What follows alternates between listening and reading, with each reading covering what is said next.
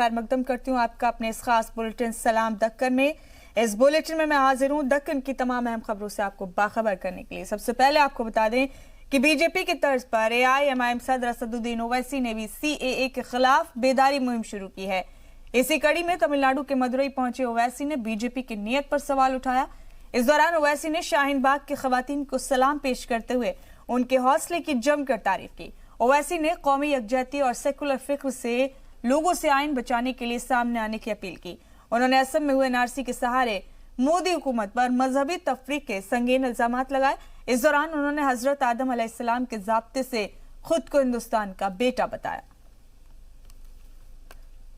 ये भारत ये सरजमीन है कि जब अल्लाह ने हजरत आदम अलैहिस्सलाम को दुनिया में भेजा तो दुनिया के अब्बा हमारे अब्बा भारत में पहला कदम रखे। ये हमारे अब्बा की सरजमीन है और बाप की सरजमीन से इंशाअल्लाह हमको कोई नहीं निकाल सकता।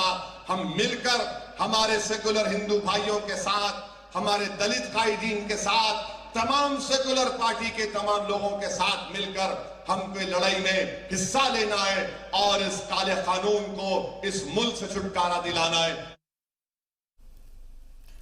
तमिलनाडु के आपसी भाईचारे की मिसाल देते हुए ओवैसी ने हिंदुस्तानियों को बांटने की कोशिश पर खबरदार किया। इस मुल्क को आजाद हमने किया, इस मुल्क को आजाद हमारे उलमाओं के फतवों से किया गया।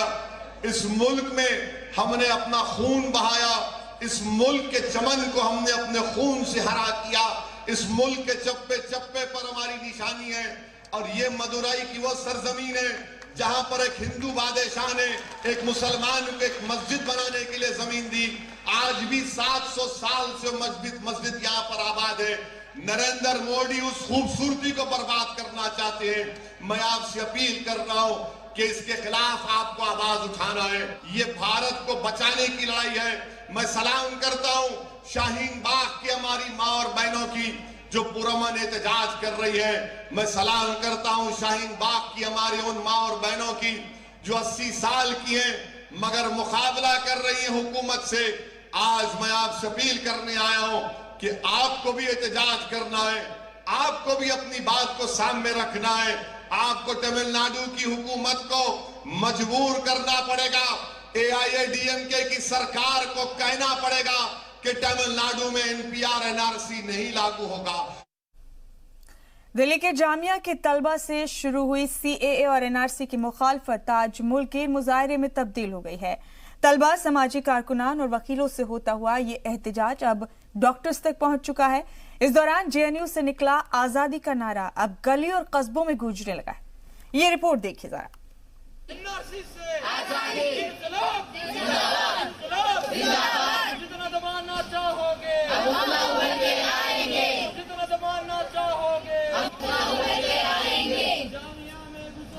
हैदराबाद के तारीखी चार मीनार के साए में गूंजते ये नारे नए शहरियत कानून के खिलाफ है। हुकूमत लाख ही से ऑपोजिशन की फैलाई अफवाह की देन बताती रहे, लेकिन जिस तरह से तलबा, समाजी कारकुनान, वकीलों और डॉक्टर्स से होता हुआ ये एहतजाज आगे बढ़ रहा है, ये बात आवाम को कबूल करना मुश्किल होता जा रहा है।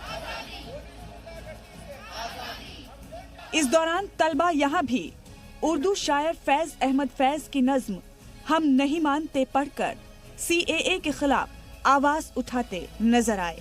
तुमने लूटा हमारा सुकून, अब ना हम पर चलेगा तुम्हारा सुकून।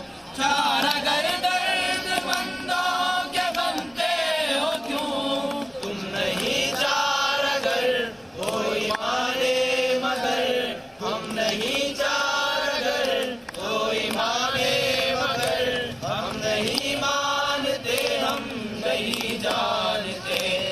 सीएए की मुखालफत का मरकज बन चुके दिल्ली के शाहीन बाग को यहाँ भी याद किया गया। हैदराबाद गवर्नमेंट मेडिकल कॉलेज के तलबा ने सीएए को आइन मुखालिफ बताते हुए इसे वापस लेने की मांग की। इस दौरान उन्होंने हुकूमत पर तमाम रंगों से महकते मुल्क को एक रंग में समेटने का इल्जाम लगाया। हुकूमत की तल्ख बयानी आग में घी का काम कर रही है। ऐसे हालात में आम लोगों को सुप्रीम कोर्ट से काफी उम्मीदें थीं, लेकिन हुकूमत के जवाब के लिए समाज 4 हफ्ते टलने के बाद अब नए सवाल उठने लगे, जिसका जवाब किसी को भी देना भारी पड़ने लगा है। ब्यूरो रिपोर्ट, जी मीडिया। सीएए के खिलाफ हो रहे एहतजाज के दौरान नारेबाजी को लेकर हो रहे तनाजों के बीच एएमयू तलबा ने आज के जरिए अपनी नाराजगी जतानी शुरू कर दी है। अलीगढ़ मुस्लिम यूनिवर्सिटी के गेट के सामने फाइन आर्ट के तलबा ने तरमीमी कानून के खिलाफ अपने फन का मुजाहरा किया है। ये रिपोर्ट देखिए।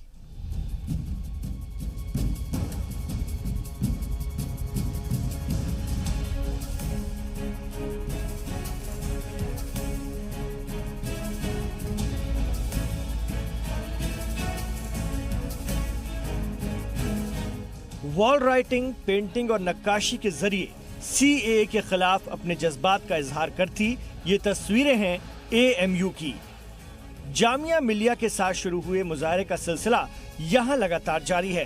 तालीम के शोबे में आलमी सतह पर एक पहचान बन चुका बाबे सैयद 1 महीने से इस मुजाहरे का गवाह बना हुआ है। इसी कड़ी में एएमयू फाइन आर्ट्स के स्टूडेंट्स ने सीए मुखालिफ तस्वीरें बनाकर अपनी लड़ाई जारी रखी है। इसी सिमत में कई बच्चियां अपने लिबास पर तरह तरह के स्लोगन की पेंटिंग कराकर यहां पहुंची। इस दौरान माजूर तलबा भी खुद को इस एहतजाज से दूर नहीं रख पाए। इस मामले में तालिबात का कहना है कि वो किसी भी सूरत में आईन मुखालिफ कानून को मानने को तैयार नहीं है। पार्लियामेंट से पास होकर नए शरीयत कानून बनने के बाद से ही शुरू हुए इन मुजाहरों का हश्र क्या होगा, ये तो वक्त की बात है, लेकिन हुकूमत को लेकर मुजाहिरीन की आवाज और मुजाहरे को लेकर सरकार का अंदाज सवाल तो पैदा कर ही रहे हैं। ब्यूरो रिपोर्ट, जी मीडिया। बढ़ते हैं खबरों में आगे। मुल्क के इनकम टैक्स एपीलेट ट्रिब्यूनल में 89,412 केस पेंडिंग है। इस बात की जानकारी आईटीएटी के सदर जस्टिस पीपी भट्ट ने दी है। उन्होंने कहा कि आज ट्रिब्यूनल के सामने सबसे बड़ा चैलेंज पेंडिंग केसेस के जल्द निपटारे का है। 25 जनवरी 1941 को तश्कील आईटीएटी यानी इनकम टैक्स एपीलेट ट्रिब्यूनल के 79वें यौम तासीस मनाया जाएगा। इस मौके पर 2 दिनों के सेमिनार का भी इनेकाद किया गया है। हमारा मोटो जो लोगो है वो उसमें ही हमने रखा है कि निष्पक्ष, सुलभ एवं सत्वर न्याय। तो इसकी दिशा में हम लोग आगे बढ़ रहे हैं कि किस तरह से लोगों को सुलभ और सत्वर निष्पक्ष न्याय दिला दें। लेकिन उसके लिए हमें जो ह्यूमन रिसोर्स चाहिए, उसके लिए हमारे जैसे मैंने बताया कि 126 पद हमारे हैं टोटल मेंबर्स के, जिसमें अभी 84 मेंबर्स हैं। हमने ऑलरेडी ये प्रोसेस जो इसकी सिलेक्शन की प्रोसेस होती है, जैसे मैंने बताया, honourable justice Khanwilkar supreme court के जज साहब हैं, उनके अध्यक्षता में एक कमेटी थी। वो सर्च कम सिलेक्शन कमेटी ने कंप्लीट प्रोसेस करके रिकमेंडेशंस गवर्नमेंट में भिजवा दी है। सीएए को लेकर एहतजाज के दौरान धमाके और पुलिस कार्रवाई पर अब सियासत शुरू हो गई। इस मामले को लेकर साबिक सीएम कुमार स्वामी ने येदियुरप्पा हुकूमत पर कई सवाल उठाए। स्वामी ने कहा कि रियासती पुलिस आरएसएस और बीजेपी के इशारे पर मुसलमानों के साथ तफरीक कर रही है। एक मामूली से धमाके को ऐसे पेश कर रही है जैसे कोई बड़ा हमला हो। साबिक सीएम ने बीजेपी पर अमन पसंद रियासत में नफरत के बीज बोने जैसे इल्जामात भी लगाए।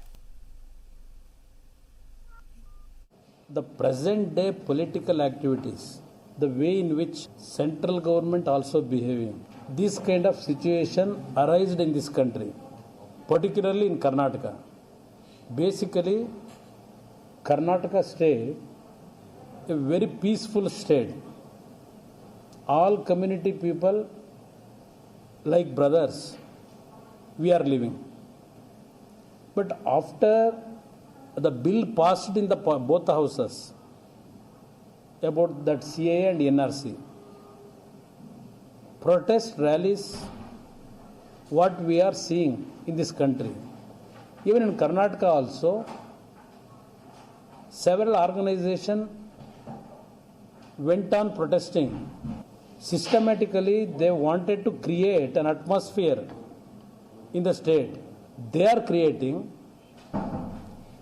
in the mind of citizens suspicious kind of issues they are raising. This kind of situation started. In Mangalore, what that bomb issue, that is not a bomb. That is only some kind of powder, what we are going to use it for fire. नए शहरियत कानून पर जारी हंगामे के बीच बेंगलुरु में 200 से ज्यादा tent से बने घरों को तबाह करने का मामला तूल पकड़ने लगा है। बांग्लादेशी शहरियों के नाम पर हुई कार्रवाई में खुद को फंसता देख इंतजामिया ने अब जांच का हुक्म दिया है। ये रिपोर्ट जरा देखिए।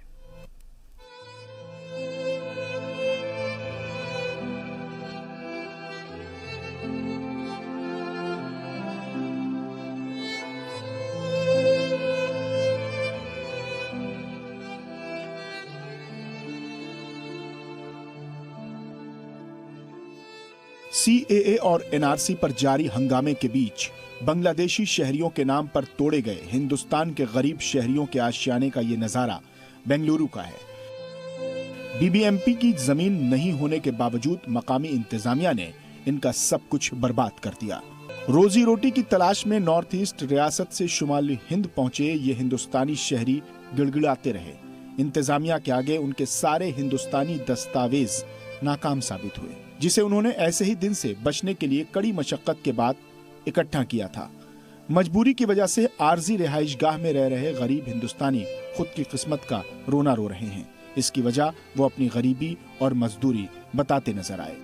राजधानी के बीचों बीच हुए इतने बड़े सानहे से BBMP मेयर खुद को अनजान बता रहे हैं। हालांकि हालात को देखते हुए उन्होंने पूरे मामले की जांच की तसल्ली दिलाकर अपनी जिम्मेदारी पूरी कर ली। न कोई हिदायत, सीधे बुलडोजर की आवाजों से बस्ती तहस नहस कर दी गई, जबकि गैर कानूनी बस्तियों को हटाने से पहले इंतजामिया नोटिस देती रही है। ऐसे में हजारों किलोमीटर से आए इन गरीबों का सहारा कौन बनेगा, जो रिस्क की तलाश में अपना सब कुछ गंवा बैठे हैं। कुछ ऐसे ही हालात के लिए बशीर बद्र ने बहुत पहले एक शेर कहा था कि लोग टूट जाते हैं एक घर बनाने में, तुम तरस नहीं खाते बस्तियां जलाने में। ब्यूरो रिपोर्ट, जी मीडिया। राजधानी को लेकर हंगामे के बीच आंध्र प्रदेश में बीजेपी नई जमीन तलाश कर रही है। इसी कड़ी में आज जनसेना सदर पवन कल्याण ने बीजेपी सदर JP नड्डा से मुलाकात की है। आंध्र प्रदेश में बदलते सियासत पर कांग्रेस ने सवाल उठाया। जनसेना के साथ बीजेपी इत्तेहाद को लेकर हनुमंत राव ने जनसेना सदर पर हमला बोला है। उन्होंने कहा कि अब कहां गई जनसेना की रियासत से हमदर्दी, जो रियासत के साथ धोखा करने वालों के साथ इत्तेहाद कर रही थी। वहीं बीजेपी ने इसे नए दौर की शुरुआत बताया। Wonderful meeting with honourable national president of Bharatiya Janata Party Jagat Prakash Nadda ji, Pawan Kalyan garu, Nadendla Manohar garu from Janasena party, and GVL Narsimha Rao Garu and Purandeshwari Garu from Bharatiya Janata Party along with me. We wished all the best to the National President Jagat Prakash Nadda ji. We apprised him about the situation of Andhra Pradesh and how both parties are marching ahead, and we are going to fight on streets for the anti-people policies of Jagan Mohan Reddy government and backstabbing of people by past TDP government. Both are equal enemies of Bharatiya Janata Party and Janasena Alliance. तो आंध्र प्रदेश में 3 राजधानियों को लेकर चल रहा हंगामा रुकने का नाम नहीं ले रहा। टीडीपी के चलो असेंबली के दौरान पुलिस और एहतजाजियों में जमकर हंगामा हुआ। इस दौरान टीडीपी लीडरान और पुलिस के बीच भी जमकर हंगामा हुआ। जवाब में आज वाईएसआर कांग्रेस ने भी साबिक सीएम चंद्रबाबू नायडू की तस्वीर को नजरे आतिश किया। इस दौरान टीडीपी ने सीएए और एनआरसी की मुखालफत का भी ऐलान किया। हैदराबाद पुलिस ने 2020 बैच के पुलिस एहलकारों की ट्रेनिंग के मौके पर रियासत के वजीर दाखिला महमूद अली ने रियासती पुलिस की जमकर तारीफ की। हालांकि कुछ दिन पहले रियासत में हुए मजहबी तनाजे को लेकर वो फौरन काबू में करने का दावा करते नजर आए। इस दौरान वजीर दाखिला ने सीएम चंद्रशेखर राव के सेक्युलर शिनाख्त की भी चर्चा की। रियासत को कौमी यकजहती की मिसाल बताते हुए महमूद अली ने नए पुलिस एहलकारों के लिए नेक ख्वाहिशात पेश की। वाईएसआर का कंट्रोल बहुत अच्छा कंट्रोल चुका है। देखिए कभी कभी इंसिडेंट होते हैं, छोटी सी चीज जाके बढ़ जाती है, और मैं हमारे डिपार्टमेंट को मुबारकबाद देता हूँ जिस तरह से वो 5-6 घंटे के अंदर कंट्रोल किए। शायद इससे कभी पहले कभी नहीं हुआ। आज लोग आप तारीख उठा के देखिए, 10 साल 20 साल 25 साल की जितना जल्दी भैंसा के अंदर लैंड ऑर्डर कंट्रोल किया गया, उसके लिए बहुत अच्छी हिकमत अमली से काम किया गया और बहुत वहाँ पर अमन और सुकून है और जो छोटे मोटे हालात है वो बहुत तेजी से सुधर रहे और अब इस वक्त बहुत अमन रहेगा और आगे कभी पुलिस माजूर अफराद को भी गिरफ्तार कर रही है? नहीं, किसी को नहीं करती है, कोई माजूर अफराद को गिरफ्तार नहीं करती। कोई अगर किसी जगह आ गए वो लोग जहाँ 144 है तो वैसे टाइम अगर कोई आदमी रहा तो उसे ले आकर पुलिस स्टेशन के बाद छोड़ दिया जाता है।